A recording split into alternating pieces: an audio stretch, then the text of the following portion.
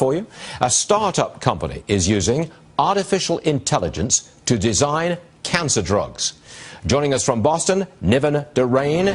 He is one of the researchers doing this. He's involved in the company that is using artificial intelligence. All right, Niven, you've got to give me 30 seconds. You've got to tell me how you're using artificial intelligence.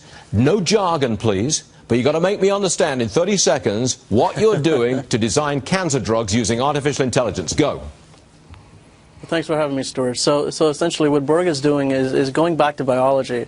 By understanding a patient biology, we're using high-order math and supercomputers to merge biology and technology to essentially discover what's going on in the patient between the patient population that's healthy and the patient population with a certain disease.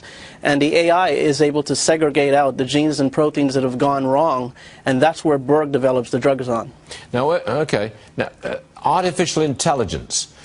Is it really artificial intelligence, or, as one of our producers said, it's predictive algorithms? So it's a combination, Stuart, of high order mathematics and predictive algorithms. And when you join together the high order math, which is a Bayesian type of statistics, with the supercomputing predictive algorithms, that essentially becomes a very high order AI that's applied to medicine. Okay, are you cutting the time of design? Are you taking the guesswork out of design? Is that the objective here? Absolutely. So, believe it or not, Stuart, most drugs that are developed and on the market right now have been developed by an understanding of chemical compounds. What Berg's approach is let's go back and flip that model upside down. Instead of allowing the chemical drugs to affect the biology, let's use the biology to develop drugs. And we're taking the bias out of it, because hypothesis-driven science is just that. It's based on someone's ideas. What we're allowing is using this technology to allow the body to tell us what's gone wrong and develop drugs based on that. I believe you've got a drug which is now in trial phase, BPM 31510. Yes. What does this drug do? So this is a cancer drug that it essentially switches the fuel that the cancer drugs like to operate on. Cancer likes to operate in a very low oxygen state and a state of high lactic acid. So this drug comes in and causes an increased oxygen level within the cancer cells. So in an effort to reteach the cancer cell how to kill itself. Are you a private company?